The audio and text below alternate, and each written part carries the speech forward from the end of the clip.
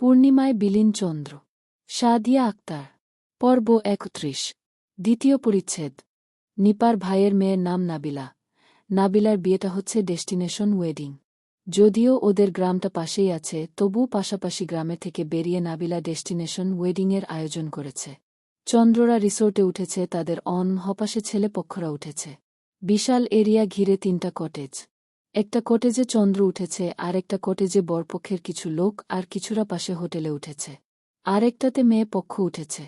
ঢাকা থেকে শুধু চন্দ্ররাই এসেছে, আর সব আত্মীয় গ্রামেই থাকে, তাই তাদের আর থাকার জায়গা নিয়ে কোনো চিন্তা নেই। তবে নাবিলার শ্বশুর বাড়ির লোকদের পাশে হোটেল ঠিক করে দিয়েছে। যদিও হোটেলটা একটু দূরে, তবুও থাকার জায়গা করা হয়েছে। কাল গায়ে হলুদ, তাই আজ মেয়েরা ঠিক করেছে রাতে শুধু মেয়েরা ছোটখাট করে একটা মেহেদি সেরেমনি করবে। নাবিলার কাছে ঝিনুক, মুক্তি, রিমি, রূপসা এরা পরিচিত হলেও পুনম অপরিচিত। রূপসা এটা কে? রূপসা পুনমের বাহু জড়িয়ে বলল, আমার বোনও। মাশাল্লাহ, মুক্তি মায়াবী চেহারা রে, আমার ভাইয়ের সাথে বিয়ে দিবি? নাবিলার কথায় গম্ভীর হল মুক্তি। সে বল, কেন রে, তোর ভাইয়ের জন মেয়ে কি অভাব পড়েছে আমাদের পুনমকে নিয়ে টানাটানি করছিস? তুই এমন করে বলছিস যেন তোর ভাইয়ের বুও। নাবিলার কথায় মুক্তি বিড়বিড়ে বলল, আমার ভাইয়ের বুই তো। পাশে থাকা রূপসার কানেও গেল, সে অবাক চোখে মুক্তির দিকে তাকায়, তবে পাশে ছোট বোনেরা থাকায় কিছু বল না। কোটেজের মাঝখানে বিশাল লন আছে, সবাই সেখানে বসে আছে, কেউ কারো সাথে গল্প করছে তো কেউ পরিচিত হচ্ছে। কামরুল সাহেবের সাথে বসে পুনম ও মুক্তি রূপসা লুডু খেলছে। চন্দ্র শার্টের হাতা ভাঁজ করতে করতে বের হল। কামরুল সাহেব চন্দ্রকে রেডি হয়ে বের হতে দেখে জিজ্ঞাসা করল, এখন কোথায় যাও? একটু পরেই লাঞ্চ টাইম হয়ে যাবে, এখন কোথাও যেও? এই এলাকার এমপি আকবর আঙ্কেল। মনে আছে আকবর আঙ্কেলের কথা? তোমার স্কুল বন্ধু, সে এসেছে, তার সাথেই দেখা করতে যাচ্ছি বাবা। এই ১ ঘন্টার এই এসে পড়ব। আকবরকে আমার সাথে দেখা করতে বলো, অনেক দিন দেখা নেই বয়াটার। বিয়েতে অনারাও নিমন্ত্রিত, কাল দেখা করে নিও।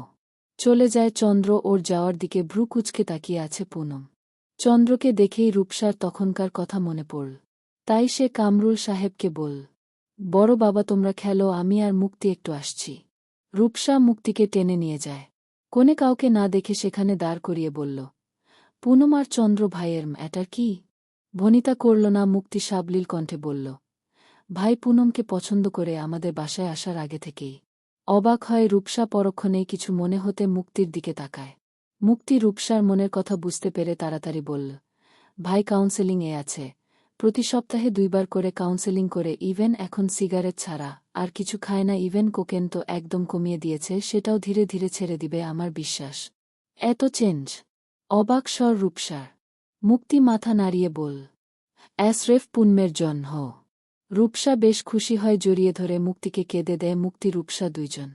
পুনম আমাদের জন একটা ব্লেসিং। রূপ, আমার ভাইটা আবার সুস্থ সবল জীবনে ফিরে আসবে। আমি অনেক অনেক খুশি। আমিও অনেক খুশি। পিছন থেকে সমস্বরে বলল, আমরাও।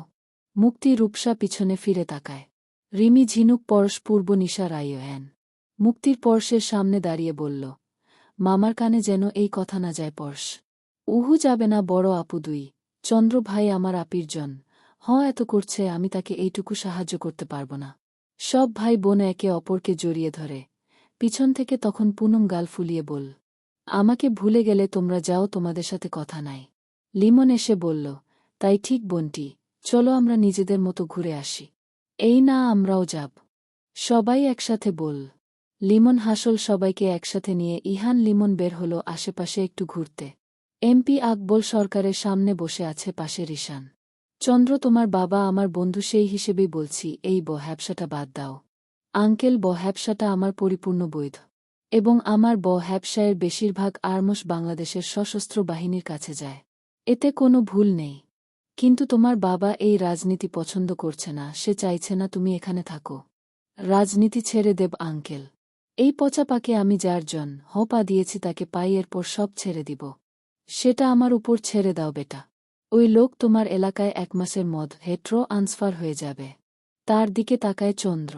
আকবর সরকার চোখের ইশারায় আশ্বস্ত করে। আরও কিছু কথা বলে চন্দ্র রিশান বিদায় নিল। তুই এমপি পদ ছেড়ে দিবি? কেন? দেখ চন্দ্র, অনেক কষ্টে তুই এই পর্যন্ত এসেছিস। এই সময় তোর অনেক শত্রু তৈরি হয়েছে এর মধ্যে। রিশানকে বলতে না দিয়ে চন্দ্র বলল, সেই ভয়াবস্থাও হয়ে গেছে। কিভাবে হবে? কোনোভাবে। উদাসীন উত্তর চন্দ্রের। দীর্ঘশ্বাস ছাড়ল রিশান। চন্দ্র যেহেতু বলেছে তাহলে এক আপ হিসেবে কিছু তো রেডি আছে। রিশান তাকায় চন্দ্রের দিকে। এটা সেই কলেজ পড়ুয়া চন্দ্র নেই, হয়েছে এক ধুরন্ধর রহস্যময় চন্দ্র। রাতে মুরব্বীরা নিজেদের মতো কাটালেও বরপক্ষ সহ ছেলেরা ঠিক করল অ্যাচালোর পার্টি করবে। মেয়েরা মেহেদি সিরিমনি করে নিজেদের মতো আনন্দ করবে। তাহলে তারা কেন পিছিয়ে থাকবে? সেজন্যই হোটেলের ছাদে কিছু বিয়ার ও সফট ড্রিঙ্কসের আয়োজন করা হয়েছে। আবার ককটেল সহ হালকা স্ট্রং ড্রিঙ্কসের ব্যবস্থাও করা হয়েছে। লিমন বুয়ের ভয়ে না খেলেও চন্দ্র আজ ইচ্ছা করেই খেল না। ওর এই বিষাক্ত জীবনটা ভালো লাগে না, সহজ ও সাবলীল জীবন চায় ও। তাই তো রিহাবে না গিয়েও রিহাবের ডক্টরের সাথে আলোচনা করে তার থেকে কাউন্সেলিং করে চন্দ্র হোটেলের ছাদ থেকে নিচে তাকায়। 12তলা বিল্ডিংয়ের নিচে কাউকে চুনোপুটি লাগলেও চন্দ্র সেদিকে তাকিয়ে রিল। নাবিলা ওর বরের সাথে দেখা করতে এসেছে। তার সাথে মুক্তি, পুনম, রূপসা, রিমি, ঝিনুক আছে। নাবিলার আর কাজিনরা মেহেদি দেয়ায় বহস্ত। নাবিলার বর থেকে নাবিলা বিয়ার চেয়েছে। তার বর অনেকবার নিষেধ করলেও সে মানেনি, বলেছে এক অ্যান দিলেই হবে। রূপসা ও মুক্তি ও এক্সাইটেড হয়ে আছে। চন্দ্র নিচে থেকে চোখ সরিয়ে গেটের দিকে তাকাতেই দেখল নাবিলার বর হাতে একটা প্যাকেট নিয়ে নামছে। চন্দ্র তার পিছু গিয়ে তার সাথে লিফটে উঠল। এটা কি শাকিল ভাই? চন্দ্রের কথায় ভয় পেল লোকটা। আমতা আমতা করে বলল, আসলে চন্দ্র। চলেন আমিও যাই। স্বস্তির নিঃশ্বাস ছাড়ল শাকিল। নাবিলা খ্যাপাটে হলেও চন্দ্রকে বেশ ভয় পায়, তাই সে চন্দ্রকে সাথে নিয়েই চলল নিচে। নেমে হোটেলের সামনে আসতেই দেখল সবাই নিচে দাঁড়িয়ে। প্রথমে শাকিলকে দেখে নাবিলা এগিয়ে গেলেও চন্দ্রকে দেখে থেমে গেল। সকলে ভয়ে একে অপরের দিকে তাকায়। রিমি বিড়বিড় করে বলল, আপু আজ আর রক্ষা নেই। চন্দ্র ওদের সামনে দাঁড়িয়ে বলল, আইডিয়া কার? গাল ফুলায় নাবিলা কিছু বলতে নিলে ঝিনুক ফট করে বলে দিল, পুনমের। হতভম্ব পুন ঝিনুকের দিকে দাঁত কড়মড় করে একবার তাকিয়ে আবার সবার দিকে তাকায়। সবাই অনুনয় চোখে তার দিকে তাকিয়ে আছে। তা দেখে পুনম বিড়বিড় করে বলল, এরা এমন করে তাকিয়ে আছে যেন বাঘ সবাইকে খেয়ে ফেলবে আর আমি একমাত্র রক্ষাদাত্রী। পুনমের ভাবনার মাঝেই চন্দ্র পুনমের সামনেই দাঁড়ায় চিরচারিত গম্ভীর স্বরে বলল, এক্সপ্লেইন। চলবে। পূর্ণিমায় বিলীন চন্দ্র। সাদিয়া আক্তার। পর্ব 32। দ্বিতীয় পরিচ্ছেদ। হাতের উপরি ভাগে ছোট্ট আকারের একটা মান্ডালা ডিজাইন। আঙ্গুলের ডগায় মেহেদিস, অ্যাম্বর্ণা হাতে সবুজ শুকনো মেহেদি চন্দ্রের বুকের স্পন্দন বাড়ায়। কপাল কুঁচকে তীক্ষ্ণ চোখে পুনমের গতিবিধি লক্ষ্য করছে চন্দ্র। চোখ এদিকে ওদিকে ঘুরানো, হাত উঁচু করে মাথার ঘোমটা টানা, হাতের সবুজ রঙা চুরির রিনিঝিনি শব্দ। হাতের রিনিঝিনি শব্দে হাতে খেয়াল করল আরেক হাতে চুরি নেই। এক হাতে বেশ অনেকগুলো চুরি পড়েছে। চন্দ্র ফট করে বলে উঠল, ওই হাতে চুরি নেই কেন? পুনম সহ সকলে অবাক, তবু কেউ কিছু না বলে মিটিমিটি হাসতে হাসতে এই দুজনের কান দেখছে। এতক্ষণে নাবিলা সহ তার হবু হাজবেন্ডের মাথাও এসেছে তাদের বিষয়টি। পুনম আমতা আমতা করে বলল, এনেছিলাম, তবে হ্যাগে কিছুতে চাপা পড়ে ভেঙে গেছে। চন্দ্র আর কিছু বলল না। ওদের দিকে তাকাল। ঠিক তখনই আকাশে গর্জন শুরু হল। রূপসা বলল, ভাইয়া বৃষ্টি শুরু হবে, আমরা যাই। শ্রাবণ মাস মানেই যখন তখন বৃষ্টি। বলার সাথে সাথেই বৃষ্টি শুরু হল। সকলে দৌড় দিল। বেশি দূরে না, রিসোর্ট, তাই চলেই গেল। শাকিল উপরে উঠে গেলেও চন্দ্র ওই বৃষ্টির হেই দাঁড়িয়ে রিল। কপালে আসা ভেজা চুলগুলো হাত দিয়ে এক ব্রাশ করতে করতে আকাশের দিকে তাকিয়ে কিছু ভাবল, ফের মুচকি হাসল। আরও কিছুক্ষণ বৃষ্টির দাঁড়িয়ে থাকল। কিসব ভেবে চলেছে। পিছন থেকে রিশানের ডাকে অ্যান ভাঙ্গে চন্দ্রের। এই চন্দ্র, দ্রুত আয়, বৃষ্টির আর কতক্ষণ দাঁড়িয়ে থাকবি? চন্দ্র চলে যায় রিশানের সাথে। হোটেলে ক্যাফেতে সকলে আর কিছুক্ষণ থেকে কেউ চা, কেউ কফি খেয়ে, আবার কেউ লেবু পানি খেয়ে অ্যাং কাটিয়ে ঘুমাতে গিয়েছে। কারণ বিবাহিত লোক যদি বুদের হাতে ধরা পড়ে তাহলে খবর আছে। স্নিগ্ধ সকাল। কাল রাতের জোর বৃষ্টির ফলে আকাশ এখনো মেঘলা। পুনম উঠে বসে। দূরে কোথা থেকে ক্ষীণ শব্দের আয়ান ভেসে আসছে। পুনম ওড়না গুছিয়ে হাতের দিকে তাকায়। মেহেদি রংটা বেশ করা হয়েছে, মেরুন রঙা। কাল রাতে মেহেদি শুকানোর পরে উঠিয়ে হাতে সরিষার তেল দিয়ে রেখেছিল। এটা তার আব্বু করত প্রতি ঈদে। আনিস সাহেব পুনমের হাতে ছোট্ট বৃত্ত এঁকে দিত, আবার রাতে শুকিয়ে গেছে সরিষার তেল মাখিয়ে দিত। এতে নাকি মেহেদির রং বাড়ে। পুনম কাউকে ডাকল না। কাল সকলেই অনেক দেরিতে ঘুমিয়েছে। যদিও বৃষ্টির কারণে কেউ বাইরে যায়নি, ঘরেই চায়ের আসর বসেছিল, তবু পুনম আগেই ঘুমিয়ে পড়েছিল। পুনমের ঘুম হলো। ঘুমে ধরলে দিন দুনিয়ার হিসেব নাই, শুধু লাইট অফ থাকলেই হলো। তাহলে হাজার চিল্লাচিল্লির মদ এও সে বিন্দাস ঘুমাতে পারবে। পুনম লাগেজ হাতরে একটা সুতির 3 পিচ বের করে। কাল রাতের 3 পিচ পাল্টে একেবারে ও করেই বের হয়। একটা পরিষ্কার ওড়না বিছিয়ে নামাজে দাঁড়ায়।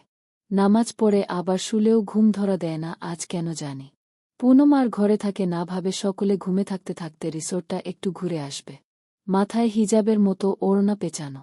সেভাবেই বের হয়। পুনম বের হয়ে কাউকে পায় না, এগিয়ে যায় কটেজের পাশে খোলা জায়গায়। সবুজে ঘেরা স্নিগ্ধ মনোরম পরিবেশ। পাতায় জমে থাকা বৃষ্টি দেখে পুনমের লোভ লাগল পানি ধরার। সে দৌড়ে যেয়ে চিকন গাছটা ঝাড়া দিতেই ঝরঝর করে পানি ছিটকে আসে। সাথে নাম না জানা গাছের পাতাও খিলখিল করে হাসে পুনম। গাছ ছেড়ে নজরে যায় মাটিতে বিছিয়ে থাকা ভৃংরাজ ফুলসহ আরও বুনো ফুল। পুনম ভৃংরাজ ডাল সহ ছিঁড়ে কয়েকটা ডাল একত্রে করে একটা ক্রাউন বানায়, এর উপরে ফাঁকে ফাঁকে আরও বুনো ফুল দিয়ে সাজায়। সেটা মাথায় দেয়। ইস, যদি মোবাইলটা আনতে পারতাম তাহলে কয়েকটা ছবি তুলতে পারতাম। আফসোস স্বরে বলল পুনম। ফের মুচকি হেসে নিজেই বলে, নাই, ফিরে যেয়ে আগে ছবি তুলব। পুনমের নিজ মনে কথা বলতে বলতে একটা কাগজের প্লেন এসে পুনমের দিক কপাল বরাবর বাড়ি খায়। কপাল ডলতে ডলতে পুনম নিচে পড়ে থাকা প্লেনটা উঠিয়ে আশেপাশে তাকায়। পুনম প্লেনটা ফেলে দিতে নিয়েও আবার ভাঁজ খুলে। সেখানে গুটি গুটি অক্ষরে লেখা, এভাবে হাসলে কেন মেয়ে তোমার হাসিতে যে কেউ ঘায়েল, কারো হৃদয়ে দোলাচল বাড়ে। সেটা কি এই পাষাণস এমকন টের পায়। পুনম অবাক, এই চিঠি কে দিল? পুনম আশেপাশে তাকালে কাউকে দেখতে পায় না। কাগজের টুকরো ফেলে দিতে নিয়েও ফেলে না, হয়তো কারো প্রেমপত্র ভুলে তার কাছে এসেছে এই ভেবে হাতের মুঠে করে নিয়ে গেল।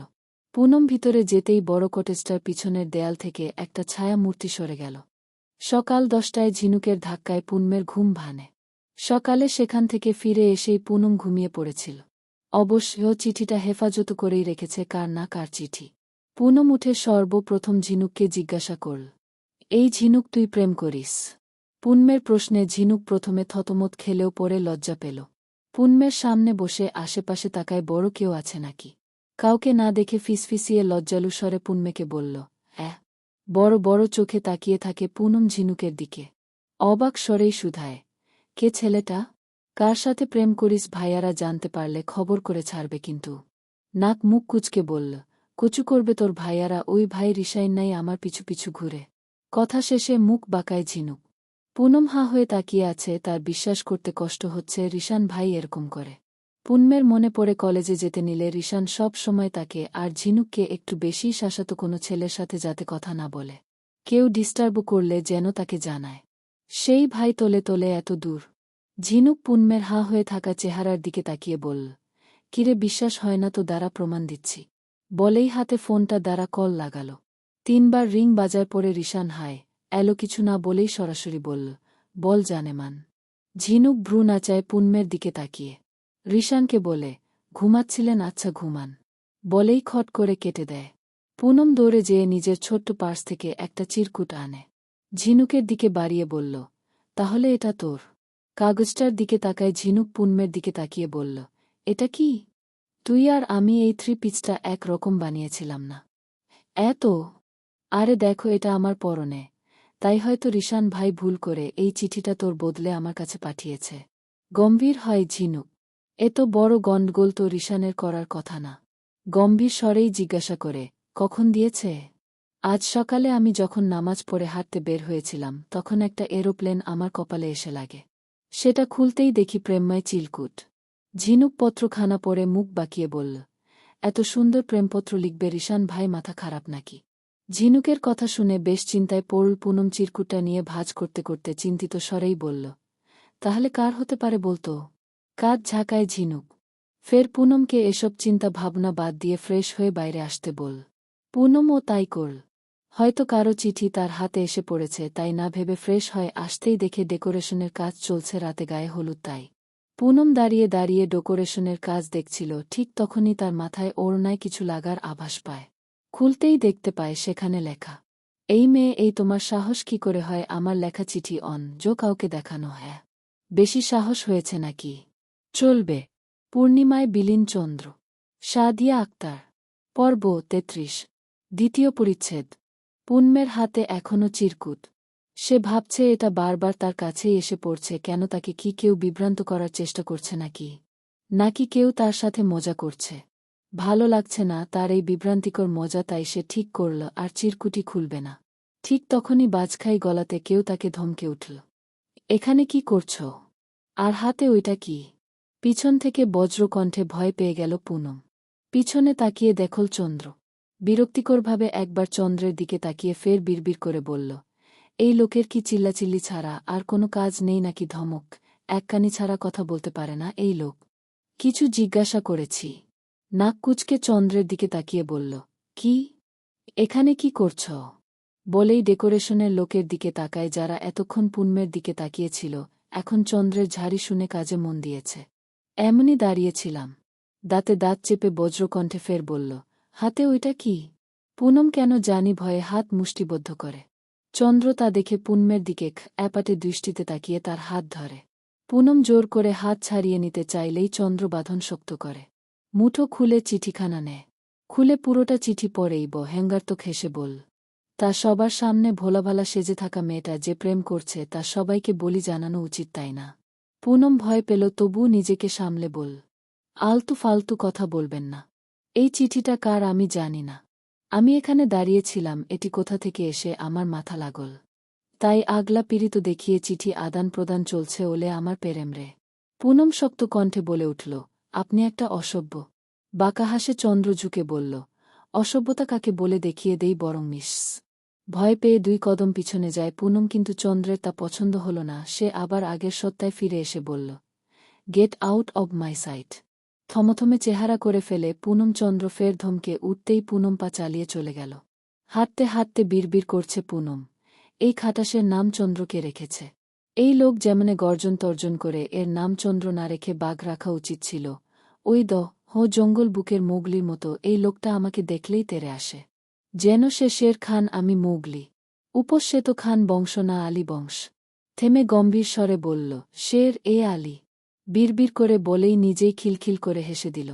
পুনমের যাওয়ার দিকে তাকিয়ে আছে চন্দ্র। তার পাশে একটা লোক দাঁড়িয়ে বলল, বাবা, মেয়েটা কি তোমার বোন? বেশ মিষ্টি দেখতে আমার ছেলের জন। এরকম একটা মিষ্টি মেয়ের আশা করছিলাম জানো। এই বিয়েতেও ছেলেটাকে জোর করে নিয়ে আসলাম, যাতে এখানের কোনো মেয়ে পছন্দ হলে বিয়েটা তাড়াতাড়ি করিয়ে দিতে পারি। চন্দ্র ভ্রু কুঁচকে তাকায়, এই লোক বলছে কি? তার ভাবনার মাঝেই লোকটা আবার বলে উঠল, তা বাবা, তোমার বোনের নাম কি? বোন না বু হয় আমার, ও বু। আমার বুয়ের নাম দিয়ে আপনার কাম কি? বলেই চলে গেল চন্দ্র। লোকটা আফসোস স্বরে বলল, এমন কাট্টাখোট্টা ছেলের সাথে এই মিষ্টি মেয়ের কোনো ভাবেই যায় না। আমার ছেলের কি বিয়ে হবে না? ছেলে ও মেয়ে উভয়ের হলুদের আয়োজন করা হয়েছে একসাথে। স্টেজে নাবিলা শাকিল একসাথে বসে আছে। নাবিলার পরনে হালকা হলুদ রঙা লেহেঙ্গা, শাকিলের পরনে হালকা হলুদ রঙা পাঞ্জাবি। আর বাকিদের ড্রেস কোড দেয়া হয়েছে সি ব্লু রঙা শাড়ি বা যেকোনো ড্রেস। বেশিরভাগ মেয়েরাই শাড়ি পরেছে। যেহেতু আগে থেকে সবাইকে ড্রেস কোড বলা হয়েছিল এবং কার্ডে উল্লেখ ছিল, তাই কারও কোনো সমস্যা হয়নি। রূপসা আজকেও শাড়ি হাতে পুনমের সামনে বসে আছে। বনু, শাড়িটা পরনা দেখ, সবাই শাড়ি পরেছে। উহু আপু, আমি শাড়ি পরব না, ভালো লাগে না শাড়ি। রেগে গেল রূপসা। নিশার দিকে তাকিয়ে বল, দেখ ও কি সুন্দর শাড়ি পরেছে, কি ভালো লাগছে। এই আপু মাশাল্লাহ বলো। মাশাল্লাহ। একটু সময়ের পর হলুদ ছুঁয়েই খুলে ফেলিস। সত্যি তো? মাথা নাড়ে রূপসা। রাজি হয় পুনম। মুক্তি ও রূপসা হাফ ছাড়ে, এই মেয়েটা সময় সময়তে অনেক জেদি। একটা তাঁতের সুতি সি ব্লু রঙা শাড়ি জড়িয়েছে পুনম, যার বর্ডারে রূপালি সুতার কাজ। ফুল স্লিভের সাদা ব্লাউজ, গলায় হোয়াইট স্টোনের সিম্পল নেকলেস, কানে ছোট্ট একটা টপ, হাতে সাদা চুড়ি। আজ ও এক হাতে চুড়ি পরেছে, হাত খালি। সবাই বিভিন্ন চুড়ি পরলেও পুনম পরেছে কাচের রেশমি চুড়ি। তার কাছে এগুলো ভালো লাগে। চোখে কাজল দিল, হালকা ফেস পাউডার দিয়ে দিল। আয়নায় নিজেকে দেখল পুনম। রূপসা চুল খুলতেই পুনম বলল, আপু, হিজাব করব না? না, সুন্দর করে একটা খোপা করে দেই, ভালো লাগবে। কিন্তু আর বলতে পারল না। পুনম রূপনা সুন্দর করে খোপা করে দিয়ে দিল। বাইরে থেকে গেট নক হলো, তারা দিচ্ছে সকলকে হলুদের অনুষ্ঠান শুরু হবে। তারা দ্রুত বের হয়। পুনমের ইস্তত লাগছে, তবুও বের হল। হলুদের স্টেজের কাছে আসতেই রূপসাকে লিমন ডেকে নিয়ে গেল। মুক্তির হাত ধরে পুনম এদিক ওদিক তাকাল তার বাবাদের খোঁজ করতে। আজ সকালে আর দুপুরে খাওয়ার সময় ছাড়া বাবাদের খোঁজ পায়নি। রেশমা বেগম সকলের সাথে গল্পে মশগুল। পুনম পারভেজ সাহেব ও আনিস সাহেবকে একসাথে দেখে মুক্তির কাছে বলল, বাবার সাথে দেখা করে আসি। মুক্তি পুনমের কপালে চুমু খেয়ে বলল, যা। পুনম বিস্তৃত হেসে পা বাড়ায় বাবাদের কাছে যাওয়ার জন্য। মাঝ পথে কারো দিকে তাকিয়েই সে স্তব্ধ হয়ে যায়। লোকটাকে আজ অন্য রকম লাগছে। ফের নিজেকে শাসায় পুনম। ওইদিকে নজর দিস না, পুনম গর্তে পড়বি বুঝছিস। মুখ বাঁকিয়ে আবার পা বাড়ায় বাবাদের কাছে যাওয়ার জন্যে। সামনে একটা লোক দাঁড়ায় মায়া মায়া কণ্ঠে বলল, মাগো আর কিছু দিন ওয়েট করা যেত। অবাক হয় পুনম, সে কিসের ওয়েট করবে? আপনি কি বলছেন আঙ্কেল? বুঝতে পারছি না। এটা কোনো কথা মা? আমার ছেলেটা সবেই বিয়ের জন্য রাজি হয়েছিল। আমারও তোমাকে বেশ পছন্দ হয়েছিল। মা গো, আর কিছুদিন ওয়েট করা যেত না? বেশ রেগে গেল পুনম। একবার মা বলছে, আবার বলছে তার পছন্দ হয়েছে। পুনম শান্ত স্বরে বল, আঙ্কেল আমি আপনার মেয়ের বয়সী, কি বলছেন বুঝে শুনে বলেন। সেটাই তো মাগো, মেয়ের বয়সী থেকে মেয়ে বানাতে চাইলাম, তুমি আর কিছুদিন ওয়েট করতে পারলে না। আর কিসের ওয়েট করব? বিয়েটা ওই কাট্টাখোট্টা ছেলেকে না করলেই পারতে। হতবাক হতভম্ব পুনম। বিয়ে, তাও আবার সে কবে করল, কখন করল? সে বিয়ে করেছে সেই জানে না। কি বলছেন আঙ্কেল? অ্যারে মা, তোমার মতো মিষ্টি মেয়ের সাথে ওই ছেমরার যায় নাকি? সে আমি বুঝব, ওর সাথে যায় নাকি যায় না আপনাকে নাক গলাতে কে বলেছে? চন্দ্রের জবাব ও তার আশা যেন পুরোটাই বিরক্ত করেছে লোকটিকে। সে চন্দ্রের দিকে চায়। চন্দ্র পুনমের দিকে তাকিয়ে গম্ভীর স্বরে বলল, মামু আর ছোট বাবা ওই দিকে আছে, যাও। চন্দ্রের গম্ভীর কণ্ঠ শুনে কথা চেয়েও বলতে পারে না পুনম। সে পাশ কাটিয়ে চুপচাপ চলে যায়। লোকটা নরম চোখে পুনমের যাওয়ার দিকে তাকিয়ে চন্দ্রকে বলল, আর কিছু দিন ওয়েট করতে পারলে না? চন্দ্র আহাম্মক বনে তার যাওয়ার দিকে তাকিয়ে আছে। চলবে। পূর্ণিমায় বিলীন চন্দ্র। সাদিয়া আক্তার। পর্ব ৩৪। দ্বিতীয় পরিচ্ছেদ। নাবিলাকে হলুদের জন্য আনা হয়েছে। নাবিলা শাকিল পাশাপাশি বসেছে। নাবিলা ও শাকিলের দাদি নানি শুরু করল হলুদ দেয়া, এরপর সকল মুরব্বীরা। তারপর শুরু হল ইয়াং জেনারেশনের লিমন রূপসা একসাথে হলুদ দিল। মুক্তি আশেপাশে পুনমকে খুঁজছেন। কাউকে খুঁজছেন। কানের পাশে কথাটা কে বলল জানতে পাশ ফিরে তাকায়। ইহানকে দেখে ভ্রু কুচকে তাকায় আসা অবধি এই লোক অজানা কারণেই তাকে ইগনোর করে চলে, যেই সেই ইগনোর না যাকে বলে মারাত্মক ইগনোর। কিন্তু কেন সেটা জানে না মুক্তি। সে ইহানের কথার জবাব দিল না। আশেপাশে কাউকে খুঁজতে লাগল, তখনই দেখল তার হাত কারো তালুতে বন্দী। আরে আরে, কোথায় নিয়ে যাচ্ছেন? যে কারণে আপনি পুনমকে খুঁজছেন সেটাই করতে। ইহান মুক্তিকে স্টেজের সামনে দাঁড় করিয়ে ইশারা করল সিঁড়ি বেয়ে উঠতে। মুক্তি হঠাৎই চোখ যায় আনিস সাহেব, পুনম ও চন্দ্র একসাথে দাঁড়ানো। মুক্তি ভাবল পুনম ভাইয়ের সাথে আসুক, তাই সে অগত ইহানের সাথেই স্টেজে উঠল।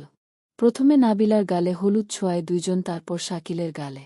রিমি পুনম একসাথে উঠবে হলুদ ছুঁইতে। রিমি ঝিনুকের সাথে উঠত, তবে সে রিশানের সাথে হলুদ দিয়েই পগার পার, তাই ঠিক করেছে পুনম সে একসাথেই যাবে। চন্দ্র রিমিকে এসে বলল, রিমি তোকে ওই আঙ্কেলটা ডাকছে। রিমি তাকাল চন্দ্রের ইশারা অনুযায়ী। দেখল একটা লোক পাঞ্জাবি পরিহিত ছেলেকে তাদের দিকে ইশারায় কিছু বলছে। রিমি ভাবল সত্যিই ডাকছে, তাই সে চলে গেল সেদিকে। এই ফাঁকে চন্দ্র খপ করে পুনমের হাত ধরে টানতে টানতে নিয়ে যায়। পুনম একবার চন্দ্রের দিকে তাকায় তো একবার হাতের দিকে তাকায়। অজানা কারণে তার গাল লাল হয়ে গেল। যেখানে তার রাগ করার কথা ছিল সেখানে সে কিছুই বলতে পারল না।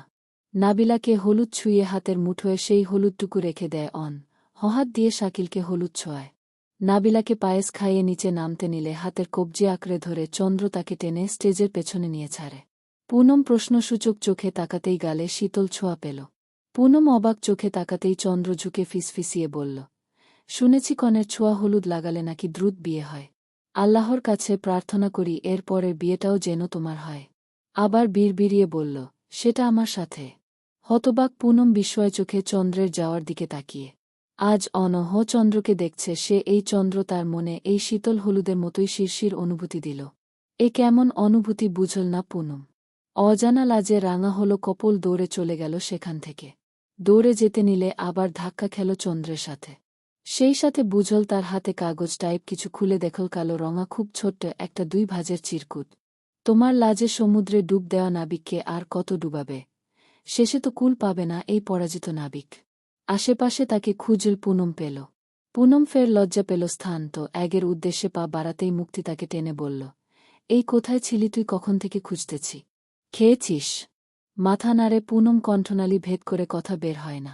মুক্তি কপাল চাপড়ে বলল, মামুনি বহেস্ত জানিস একটু নিজে থেকে খেয়ে নিলে কি হয়? খাইয়ে দাও।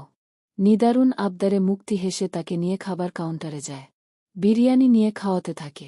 পুনম খেতে খেতে এদিক ওদিক তাকাতেই লম্বাটে পুরুষটির চোখে চোখ পড়ে পুনম মাথা নুইয়ে নেয়। কিন্তু পুরুষটিকে দেখার লোভ সামলাতে না পেরে আবার তাকায়। পুরুষটি বিস্তর হেসে চলে যায়। তবে দুইজনের চোখে চোখে কিছু কথা হয়। সেই চোখের ভাষা বুঝে ধক করে উঠে পুনমের হৃদয়। উত্তাল ঝরে নিজে নিজেকে শুধায়। সে কেন বুঝল ওই পুরুষটির চোখের ভাষা কেন?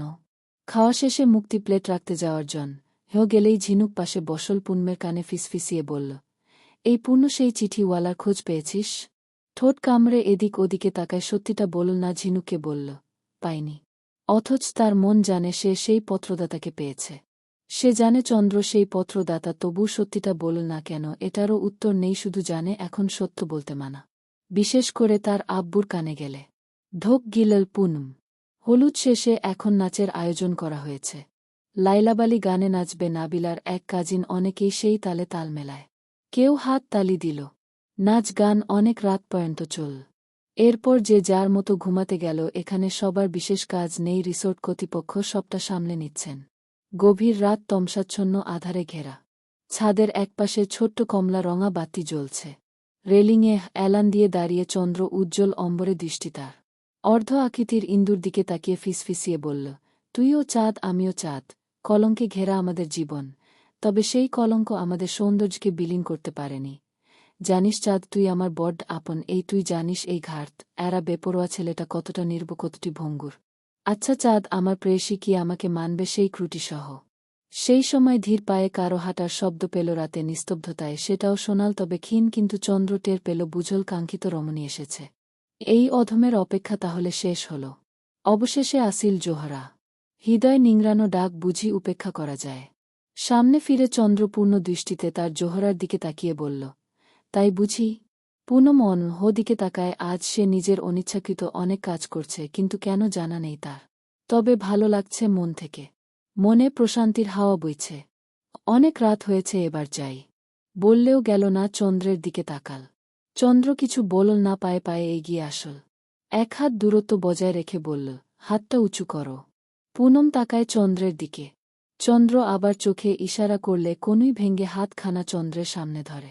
চন্দ্র ধরল না, ছুঁইল না, তবে পকেট হাতরে বের করল এক মুঠো কাচের চুড়ি। ধরা ছাড়াই চুড়িগুলা উপর থেকে পুনমের হাত ছাড়ল, অর্ধ হাত পর্যন্ত আসলে সযত্নে চুড়ি একটা একটা করে টেনে নিচে নামাল।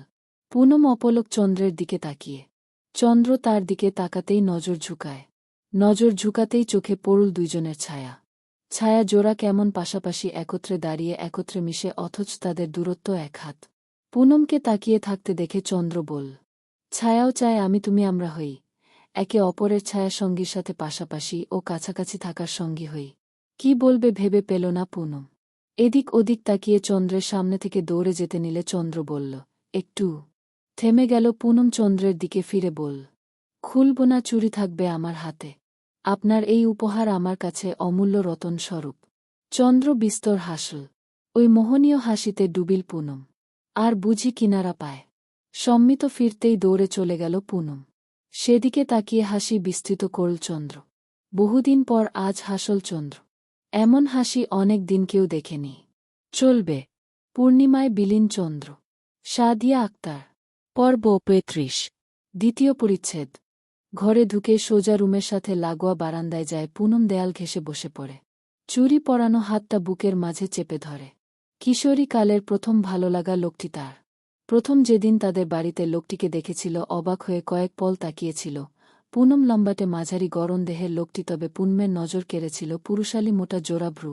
সেই ভ্রু দেখে বেশ ভালো লেগেছিল তার।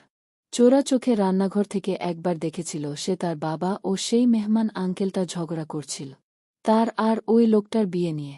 সেই বিয়ের কথা শুনেই হৃদয়ে হালকা দোলা দিয়েছিল পুনমের। টিন এজ বয়স।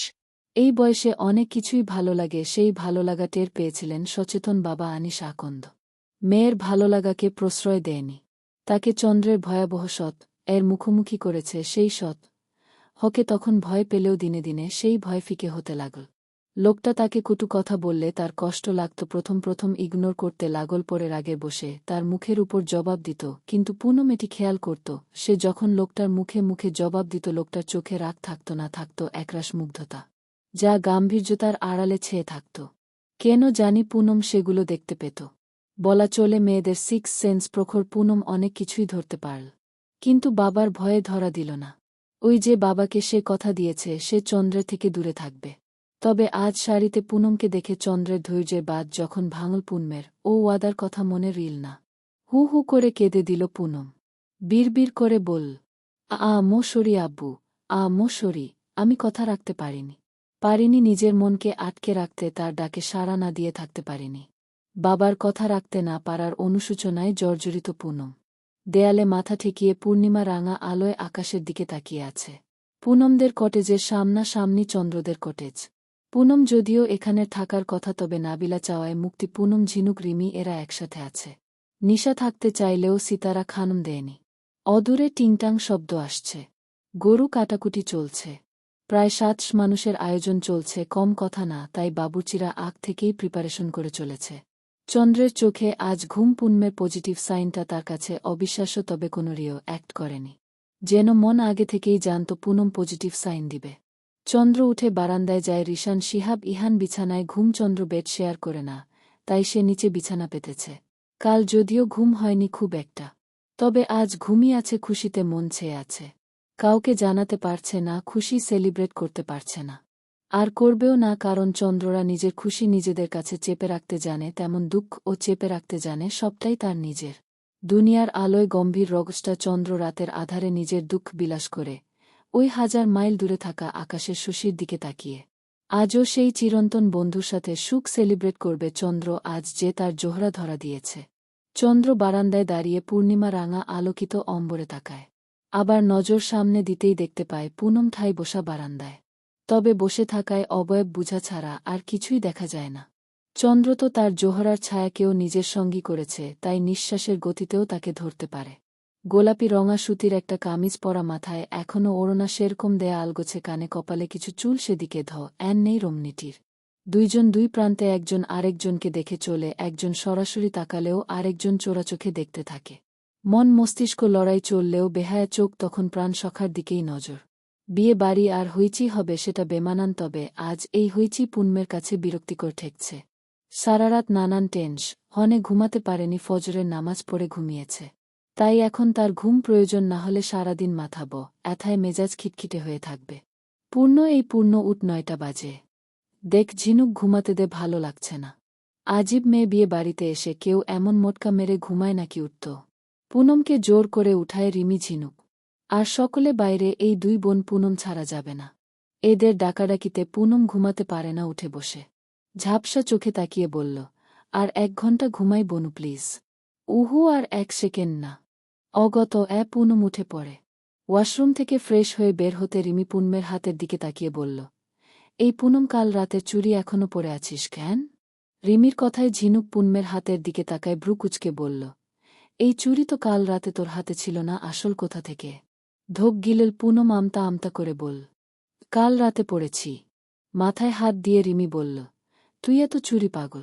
তবে ঝিনুক এখনো পুনমের হাতের দিকে তাকিয়ে আছে। আজ পুনম কোনো আনন্দে অংশগ্রহণ করেনি। তার মাথা ধরেছে তাই চুপচাপ বসেছিল একটা টেবিলে, মাথা ২ আঙ্গুলে চেপে ধরে বসে আছে। পুনম আশেপাশে আব্বুকে খোঁজে, তবে পায় না। তখন সামনে কেউ বসল। পুনম তাকায়, চন্দ্র বসে ফোনের দিকে নজর দিয়ে একটা প্লেট ঢেলে দিল। ঢাকনা উল্টে দেখে একটা কালো রঙা চিরকুট। ভাঁজ খুলে, খেয়ে ঔষধ খেয়ে নাও, এরপর ১ কাপ রংচা খাবা তুলসী পাতা দিয়ে। খেয়ে দেয়ে সোজা রুম, ঘুম না পূর্ণ হওয়া পর্যন্ত আমি বাইরে যেন না দেখি।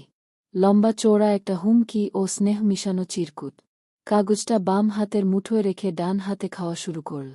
খাওয়ার তালে চুড়িগুলো আপন ছন্দে নেচে উঠল। সেই রিনিঝিনি শব্দ সামনে বসা চন্দ্রের কানে যায়। সবাই তাকে ফোনে হস্ত দেখলেও তার সর্বোচ্চ তার জোহরার দিকে। পূর্ব ও পরশ একসাথে চা নিয়ে হাজির হয়। আপি, মাথা বেশি ব্যথা করছে।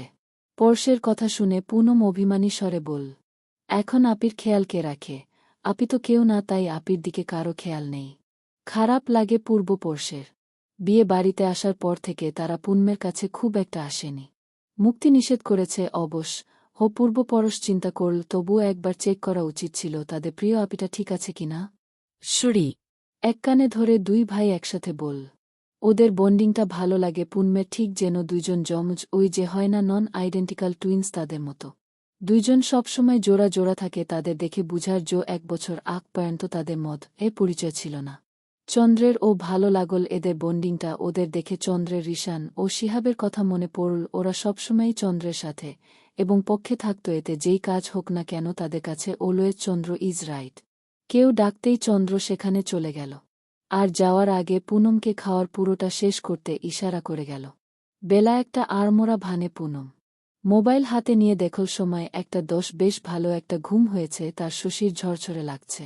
দরজা খুলে বের হয় ঝিনুক। রিমি দৌড়ে আসে, কিরে তোর মাথা ব্যথা কমেছে? হু।